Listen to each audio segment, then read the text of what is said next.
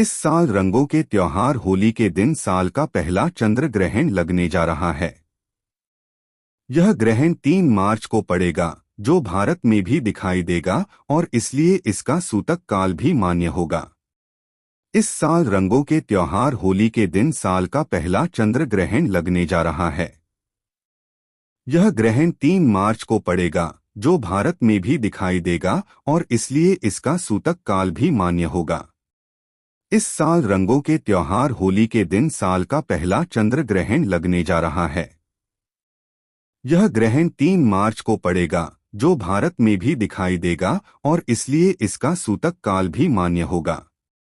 इस दुर्लभ खगोलीय घटना के दौरान चांद का रंग पूरी तरह खून की तरह लाल दिखाई देगा, जिसे ब्लड मून कहा जाता है। धार्मिक मान्यताओं के अनुसार ग्रहण और सूतक के दौरान किसी भी प्रकार के मांगलिक या शुभ कार्य नहीं करने चाहिए। माना जाता है कि इस समय नकारात्मक ऊर्जा बढ़ जाती है, इसलिए नए कामों या शुभ कार्यों से परहेज करना चाहिए। आइए जानते हैं कि भारत में चंद्र ग्रहण कब लगेगा, सूतक काल कब से शुरू होगा और दिल्ली से लेकर बेंगलुरु तक ब्लड मून की क्या टाइमिंग रहने वाली है। साल का पहला चंद्र ग्रहण 3 मार्च को दोपहर को 3:20 से शुरू होगा और 6:47 तक रहेगा। बता दें कि सूतक काल ग्रहण लगने से 9 घंटे पहले शुरू हो जाता है और ऐसे में 3 मार्च को सूतक काल 6:20 से शुरू होगा।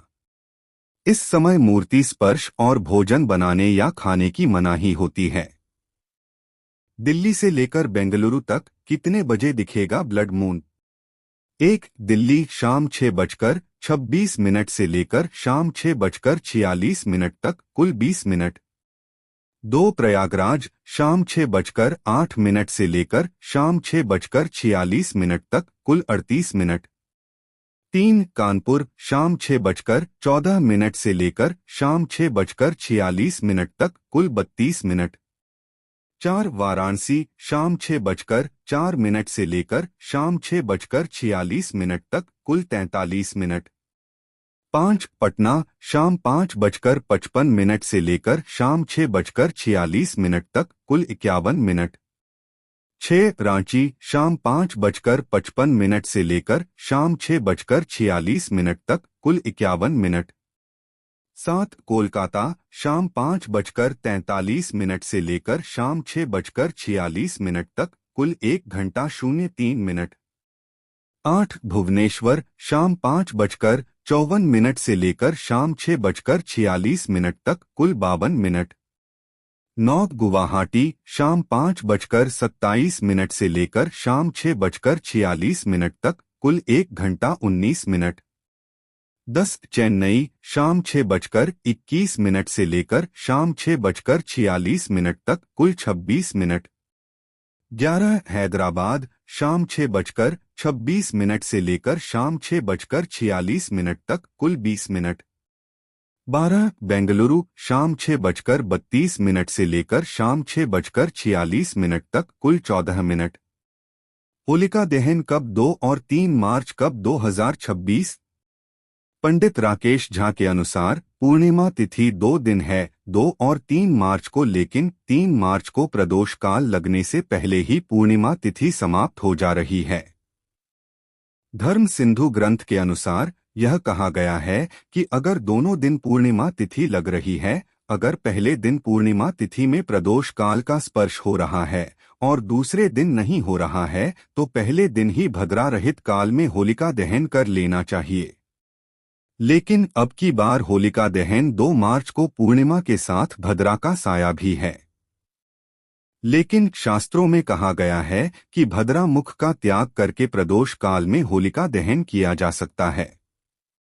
भद्रा मुख का समय 2 तारीख की अर्धरात्रि के बाद 2:38 पर आरंभ होगा और 3 मार्च की सुबह 5:32 तक भद्रा मुख रहेगा। इसलिए 2 मार्च को शाम में 6:22 से लेकर 8:53 का समय प्रदोष काल रहेगा और इसी समय के दौरान होलिका दहन किया जाना शुभ और शास्त्र सम्मत होगा। होलिका दहन का महत्व। होलिका दहन का पर्व सिर्फ रंगोत्सव नहीं बल्कि यह बुराई पर अच्छाई की जीत का पर्व है। इस दिन एक हिरण्यकश्यप नामक शक्तिशाली असुर था। उसने अपनी घोर तपस्या से ब्रह्मा जी को प्रसन्न कर उनसे विशेष वरदान प्राप्त किया था कि मुझे न कोई मनुष्य मार सके, न कोई पशु, न अंदर मारा जा सकूं, न बाहर, न दिन में मारा जा सकूं, न रात में ने किसी अस्त्र शस्त्र से भी मेरी मृत्यु हो। ब्रह्मा जी ने उसे यह वरदान दे दिया और वह स्वयं को ही भगवान समझने लगा। वह अपने राज्य में किसी को भी भगवान की पूजा नहीं करने देता था। लेकिन उसका पुत्र प्रहलाद भगवान विष्णु को बहुत बड़ा भक्त था।